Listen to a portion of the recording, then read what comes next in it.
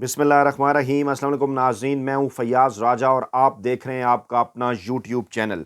दोस्तों, वफाकी दारकूमत इस्लामाबाद से इंतहाई अहम तरीन और बहुत बड़ी डेवलपमेंट, तारीख की खौफनाक तरीन वीडियो सामने आ गई कि जिसमें बाकायदा तौर पर पाकिस्तान की खुफिया एजेंसी इस्टेब्लिशमेंट का नाम है, जिक्र किया गया है पाकिस्तान की इस्टेब्लिशमेंट और खुफिया एजेंसी के अहकामात का इमरान खान और पाकिस्तान तहरीक इंसाफ से मुतल्लिक और अहम तरीन और बड़ा इंकशाफ अहम शख्सियत की जानिब से कि इमरान खान को कत्ल करने का ताज़ा तरीन मनसूबा कैसे तरतीब दिया गया है। पाकिस्तान तहरीक इंसाफ से ताल्लुक़ रखने वाले खैबर पख्तूनख्वा के वज़ीर आला अली अमीन गंडापुर ने भी इंकशाफात की एक पूरी पटारी खोली है और बड़ा और अहम तरीन ऐलान जारी कर दिया है, जिसके बाद वफाकी दारकूमत इस्लामाबाद में इस वक्त कोहराम मच चुका है। मैं तफसीलात में जाने से पहले जो कुछ लेटेस्ट डेवलपमेंट है वो आपके सामने रखना चाहता हूं, क्योंकि आज भरपूर अंदाज के अंदर पाकिस्तान तहरीक इंसाफ की क़यादत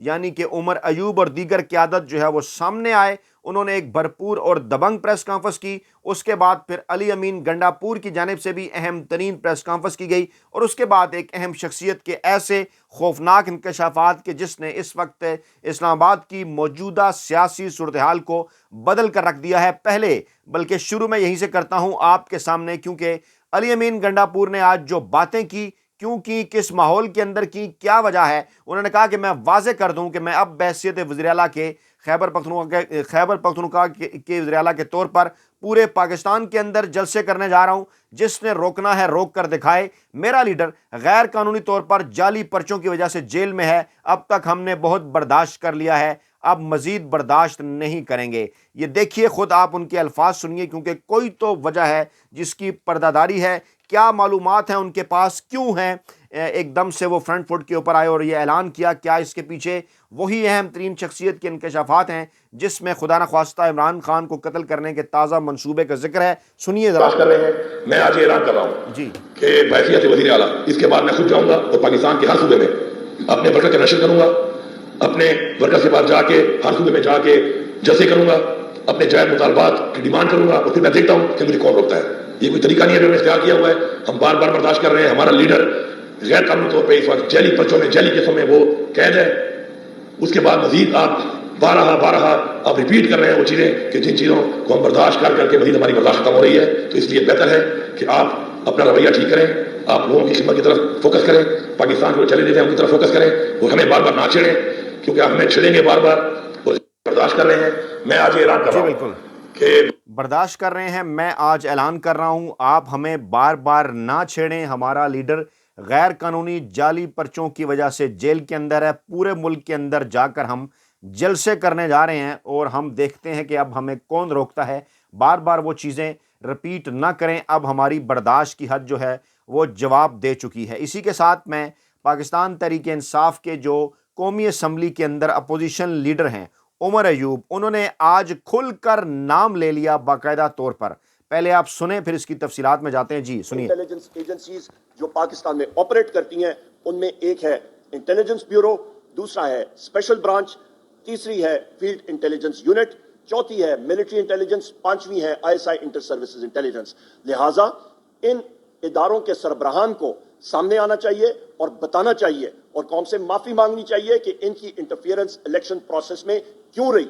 ये खतूत जो कि 6 जजेस ने लिखा है, इसके बारे में इनकी माफी आनी चाहिए। ये खत जो कि आपके रिटर्निंग अफसर NA 8 बाजौड़ ने लिखा है डिस्ट्रिक्ट रिटर्निंग अफसर को और उसने इंटेलिजेंस एजेंसीज का नाम लिया है, इनके ऊपर भी इनका वाज़े मौक़िफ़ आना चाहिए।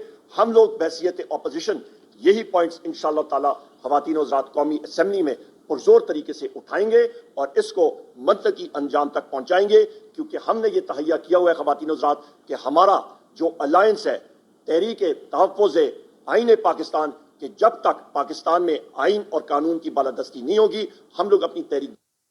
ये बेसिकली तारीख की खौफनाक तरीन वीडियो है और पाकिस्तानी मीडिया इसको चलाने की मुनाफिक मुलाजम मीडिया हिम्मत नहीं कर सका और इस किस्म का नाम लेकर बाकायदा तौर पर इंकशाफ पाकिस्तान की 75 साला आइनी कानूनी अदालती इंतखाबी तारीख में किसी को इस बात की जुर्रत नहीं हुई। और ये जुर्रत रंदाना यकीनी तौर पर इमरान खान और पाकिस्तान तहरीक इंसाफ کی جانب ہی سے جو ہے وہ ان کے ساتھ تعلق رکھنے کی وجہ سے یہ ہمت عمر ایوب کو ہوئی۔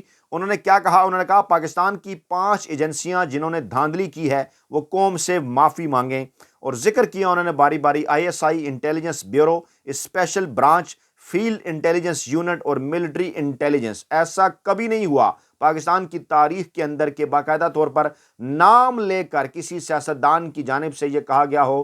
یقینی طور پر پھر ان کے پاس اس بات کے ثبوت بھی موجود ہوں گے۔ باجوڑ کے ریٹرننگ افسر کا بھی انہوں نے ذکر کیا کہ انہوں نے بھی خفیہ ایجنسی کا نام لے کر باقاعدہ طور پر انٹرفیرنس کے حوالے سے کہا ہے، اور پھر عمر ایوب نے کہا کہ ہم اس معاملے کو منطقی انجام تک پہنچائیں گے، پیچھے نہیں ہٹیں گے۔ وہ تمام کے تمام نکات جو انہوں نے آج اپنی اس پریس کانفرنس میں پاکستانی عوام کے سامنے رکھے، انہوں نے کہا کہ ہم وہ تمام کے تمام نکات، تمام کی تمام تر چیزیں، یہ تمام پوائنٹس جو ہیں وہ ہم ایوان کے اندر بھی، قومی اسمبلی کے اندر بھی رکھیں گے۔ اور اب سے پہلے تھوڑی دیر پہلے انہوں نے قومی اسمبلی کے اندر بھی ایک دبنگ تقریر کی ہے۔ لیکن اس تمام تر معاملات کی وجوہات کیا ہیں، معاملات کس طرف کو جا رہے ہیں، اس سارے معاملے کے پیچھے ہے کیا کیا چیزیں نکلتی نظر آ رہی ہیں، اس حوالے سے میں ایک اہم ترین تحریر پہلے آپ کے سامنے رکھوں گا، کیونکہ پابندیاں ہیں پاکستانی میڈیا کے اوپر، ٹی وی چینلز کے اوپر، اخبارات کے اوپر آپ تک چیزیں نہیں پہنچ رہی۔ پہلے میں یہ تحریر آپ کے سامنے رکھوں۔ جناب، رجیم چینج آپریشن کے بعد ایک افغان شہری کو عمران خان کو راستے سے ہٹانے کا ٹاسک دیا گیا۔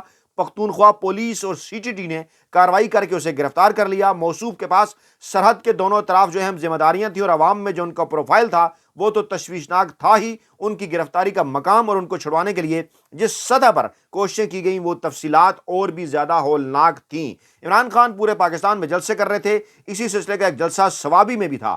اطلاعات موصول ہوئی کہ عمران خان کی ہیلی کاپٹر کو نشانہ بنانے کا ٹاسک دیا گیا ہے۔ بروقت اطلاع ملنے پر پلان ناکام ہوا۔ جس شخص کو یہ ٹاسک سونپا گیا تھا موصوف ڈبل ایجنٹ تھے۔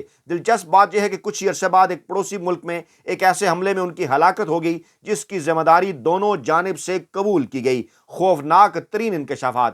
پھر وہ دن بھی سب کو یاد ہوگا جب خان صاحب کے ہیلی کاپٹر کی کریش لینڈنگ ہوئی تھی۔ معلوم ہوا ہیلی کاپٹر میں غلط فیول ڈلوایا گیا تھا۔ بتایا گیا تحقیقات میں کچھ نہیں نکلنا، کیونکہ فیول ڈلوانا جن کی ذمہ داری تھی رپورٹ بھی انہوں نے مرتب کرنی تھی۔ خوفناک انکشاف۔ پنجاب میں ایک جلسے سے واپسی پر اس بات پر اصرار کیا گیا کہ خان صاحب ایک مخصوص گاڑی میں سفر کریں۔ اس سفر کے آغاز کے کچھ دیر بعد ہی گاڑی میں آگ بھڑک اٹھی۔ دلچسپ بات ہے کہ اس واقعے کی تحقیقات میں بھی کچھ خاص نہیں نکلا۔ وزیر آباد حملے کے محرکات اور اس سے پہلے کے واقعات تو سب کے سامنے ہیں۔ کیسے توہین مذہب کا بیانیہ بنایا گیا اور ٹاؤٹ صحافیوں کے علاوہ نیشنل ٹی وی پر بھی چلایا گیا، اور پھر ایک مذہبی جنونی نے عمران خان پر قاتلانہ حملہ کر دیا۔ پھر کیسے ملزم کے بیانات پولیس ریکارڈ کر کے میڈیا سے چلواتی رہی، کہاں سے اس کا مقدمہ لڑا جا رہا ہے، کیسے اپنی حکومت ہوتے ہوئے بھی عمران خان کی FIR تک بھی درج نہ ہو سکی۔ عمران خان پر قاتلانہ حملے کے بعد بنی گالہ کے باہر لگے کارکنان کے کیمپ زمان پارک منتقل ہو گئے۔ بنی گالہ میں بھی متعدد بار مشکوک لوگوں کی جانب سے کیمپس میں تعلقات بنانے اور انٹر ہونے کی کوششیں کی جاتی رہیں۔ زمان پارک سے 4 دفعہ مشکوک افراد پکڑے گئے۔ جنوبی پنجاب کے کیمپ سے ایک بندہ پکڑا گیا۔ کارکن اس کو سائڈ پر لے جا کر پوچھ گچھ کر رہے تھے کہ پولیس آ کر اس کو لے گئی۔ بعد میں کوئی جواب نہیں ملا کہ کون تھا، کہاں سے آیا تھا، کس نے بھیجا تھا۔ جب خطرہ ہی تحفظ دینے والوں سے ہو تو بندہ شکایت لے کر کہاں جائے۔ خوفناک انکشافات۔ زمان پارک کی رہائش گاہ پر خودکش حملے کی اطلاعات تھیں۔ ہم نے بلٹ پروف گیٹ اور چاردیواری کے ساتھ ریت کی بوریاں رکھوانے کا انتظام کیا تو مزدوروں کو کام کرنے سے منع کر دیا گیا۔ ریاست مذاق اور بیانیے بناتی رہی۔ کارکن اپنے لیڈر کی حفاظت کے لیے خود بوریاں لگاتے رہے۔ 14 مارچ کو پولیس زمان پارک پہنچی۔ 18 مارچ کو عمران خان نے عدالت پیش ہونا ہی تھا، اس سے پہلے بھی پیش ہو رہے تھے۔ پھر ایسا آپریشن شروع ہوا جیسے کسی دہشت گرد کو گرفتار کرنے آئے ہوں۔ عوام نے تو واٹر کینن اور شیلز دیکھے۔ 36 خول گولیوں کے میں نے خان صاحب کے گھر سے باہر سے اٹھا کر دیے۔ IG پلاسٹک کی بوتلوں کے پٹرول بم پر پریس کانفرنس کرتے رہے۔ ان کی فورس سابقہ وزیر اعظم کے گھر پر فائرنگ کرتی تھی۔ ایک طرف تو یہ رویہ تھا ریاست کا، دوسری جانب بیانیہ بنایا جا رہا تھا کہ زمان پارک میں دہشت گرد موجود ہیں۔ ہمیں خدشہ ہوا کہ کسی فالس فلیگ آپریشن کا ارادہ رکھتے ہیں۔ کیمپ میں سیکیورٹی بڑھا دی۔ اسی دوران کارکنان نے کیمپ سے ایک ادارے کا اہلکار پکڑا۔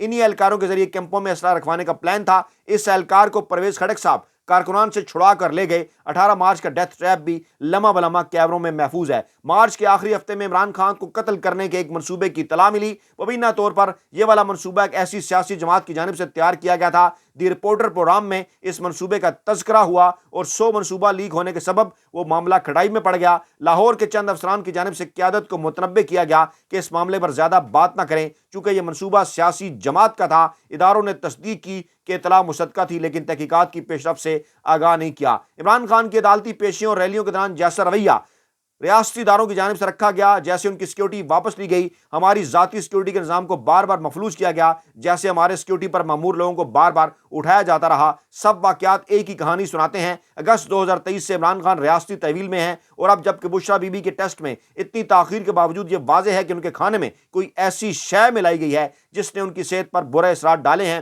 اور عین ممکن ہے کہ یہ اثرات آنے والے دنوں میں ان کی زندگی کے لیے مضر ثابت ہوں۔ عمران خان کی زندگی کو لاحق خطرات کے حوالے سے کوئی دو رائے نہیں رہ جانی چاہیے۔ ہم دیکھ رہے ہیں کہ کیسے روزانہ کچھ ٹاؤٹس کے ذریعے لپیٹ لپاٹ کر دھمکیاں دی جاتی ہیں، تو کیسے ہی انہی اور ان جیسے دیگر ٹاؤٹس کی جانب سے ان عمران خان کے اور بشرا بی بی کی زندگی کو لا خطرات کے حوالے سے بھی بیانیہ بنایا جاتا ہے۔ مقصد ایک ہے، عوام کو کنفیوژن میں رکھ کر اپنا مقصد پورا کرنا۔